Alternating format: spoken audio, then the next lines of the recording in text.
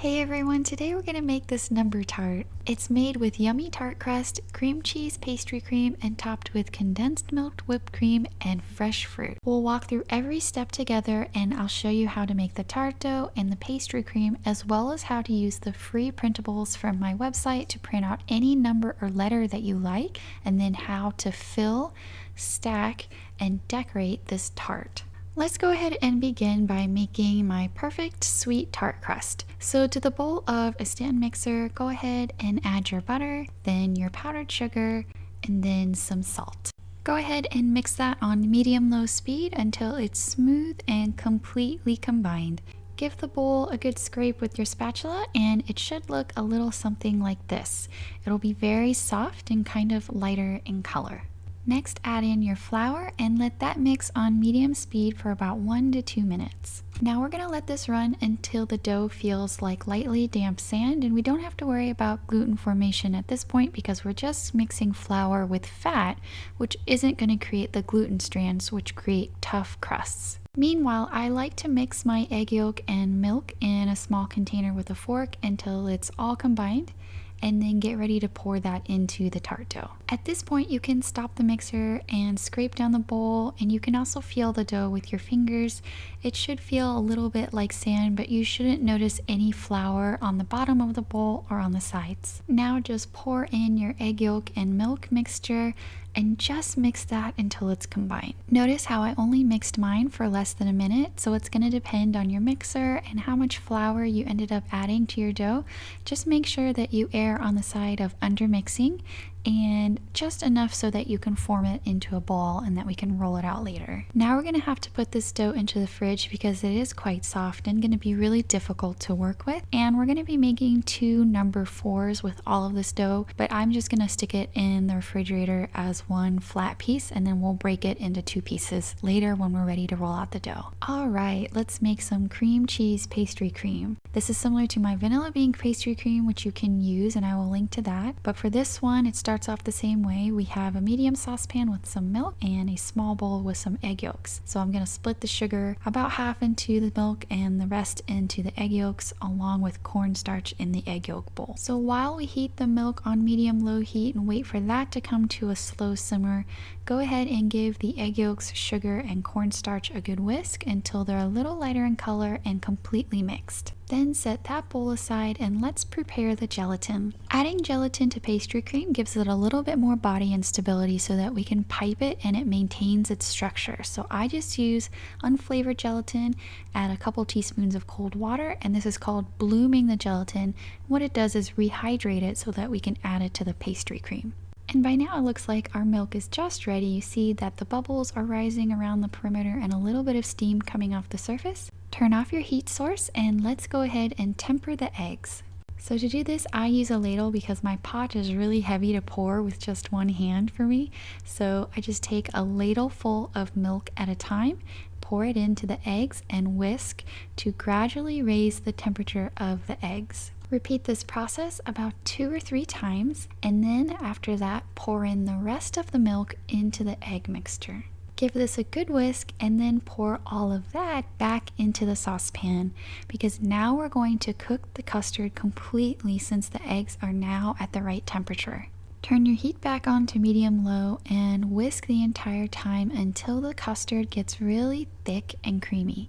Once you see your first steam bubble pop up from the pastry cream, that's when you're going to whisk for about 1 minute more, and then at that point the cream should be done. So at this point, go ahead and turn off your heat, then add your bloomed gelatin, your vanilla extract, and a pinch of salt and give that a good stir. Now it's time to add your softened cream cheese, and all I've done was take the cream cheese and kind of smash it around in a bowl till it becomes really smooth, and then add about half of it to the pastry cream, mix that in before adding the remainder. Then to a large bowl with a fine mesh strainer placed on top, go ahead and pour in the pastry cream and use a spatula to push it through the sieve. Place a piece of saran wrap directly onto the surface of the pastry cream to prohibit any kind of skin from forming on the top. And you're going to want to place that in the fridge for at least an hour until it's very firm. Okay, when you're ready to roll out your tart dough, go ahead and prepare your paper templates. So you can get these templates on my blog, Tasty Pastry Kitchen. I have all letters and all numbers, and these will fit on a standard size cake board, and I will give you the exact dimensions on my website. And you can do either one number, which fits on a single cake board, or you can do double numbers, which will fit on that larger cake board.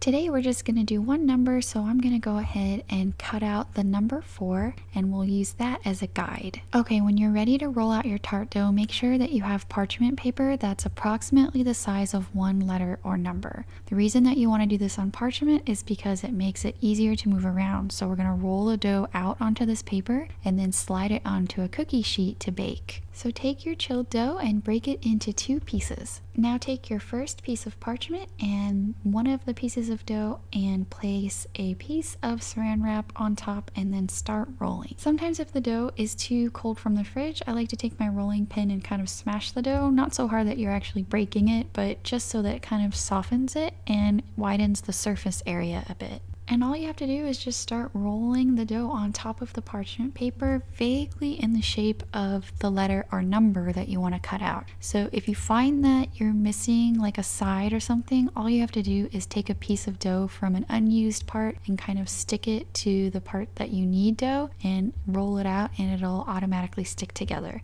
This dough is pretty easy to work with, so we don't need to be perfect or anything like that. You can kind of just break off pieces and kind of glue them together as you need them.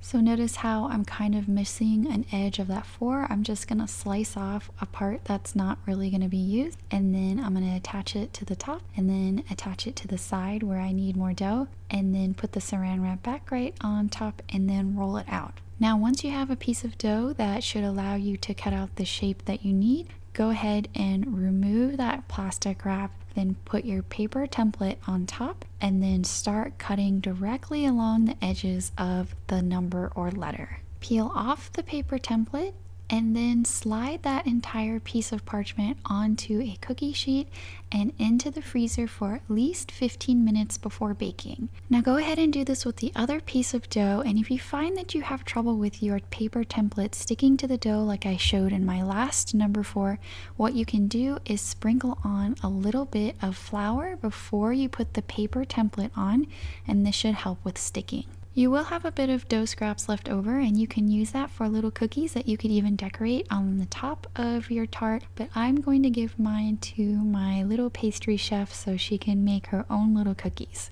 Once you're ready to bake, go ahead and preheat your oven to 375 degrees Fahrenheit. At this point, your cutouts should be frozen, and just make sure that, since coming from the freezer, and my freezer is always packed, so just make sure that the cookies are actually flat. So sometimes the edges kind of curl up depending on how you situate them in the freezer. Just make sure that they lay flat so that they bake flat. And I'm able to bake 2 at once because I have a cookie sheet that'll hold both at the same time. So I'm just going to go ahead and trim the parchment paper so it doesn't get caught along the side, and then press the cookies down firmly and then bake them in the middle rack for about 17 to 20 minutes. When you remove them from the oven, they should look like this. Very brown along the edges, but very pale on the insides, and you should be able to pick them up, albeit carefully, and move them around. Okay, to prep for assembly, let's go ahead and get our creams ready. So we have the chilled cream cheese pastry cream, and all you have to do when pastry cream is cold from the fridge is give it a good whisk until it's very smooth. Go ahead and pour that pastry cream into a large piping bag that's been fitted with a nozzle with a round tip, or you can use a Ziploc bag, and if you cut straight across, it should give you a perfect circular shape when you pipe. Now I'm going to prepare some really easy whipped cream, but feel free to use pastry cream for the entire dessert if you want. I just like to lighten it up a little bit by adding some whipped cream on top. So what I have here is some very cold, heavy cream, and then what I'm going to add is a tiny bit of condensed milk, and that sweetens it up. Just make sure the condensed milk is cold from the fridge, and if you use a food processor for this, you actually get a smoother whipped cream that I actually prefer for piping. You can use a whisk, you can use a stand mixer. That usually incorporates more air, so you'll get more volume out of the whipped cream. This is going to create a more denser whipped cream that is just, it looks a little bit prettier. So same thing, go ahead and fill a large piping bag with the whipped cream. On the end of this one, I have a Wilton 1M tip. And if you end up using all pastry cream, that's totally fine. Just make sure that you double the recipe to ensure that you have enough to fill and top. If you end up using something else like Swiss meringue buttercream to fill and top these cream tarts, I find that you need approximately 2 cups for the filling and 2 cups for the top. All right, let's go ahead and assemble this Number Tart. Take one of your cookies and place it right in the middle of your cake board.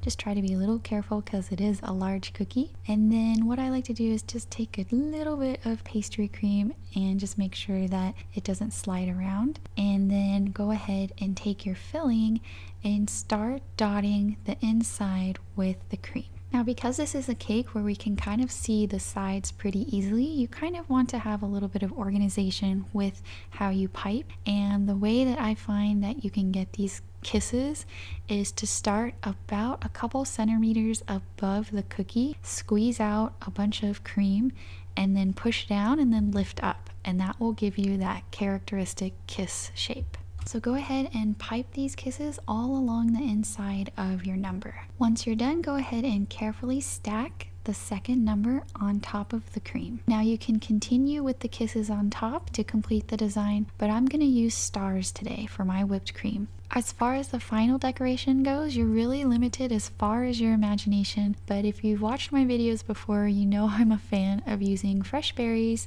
to break up the sweetness. So today I'm going to use some fresh blueberries, fresh raspberries, and some flowers from my garden. And here it is, the finished Number Tart. It's a reimagined fruit tart that has tart crust and is filled with cream cheese pastry cream and topped with condensed milk whipped cream and fresh berries. My in-house fruit taster said that this is a delicious tart, and if you enjoy learning from videos like this, go ahead and join us by subscribing. This entire written recipe, as well as the printable templates, including a letter template if you want to make this tart in the shape of a letter, will be on my blog, Tasty Pastry Kitchen. Thanks for watching and have a great day.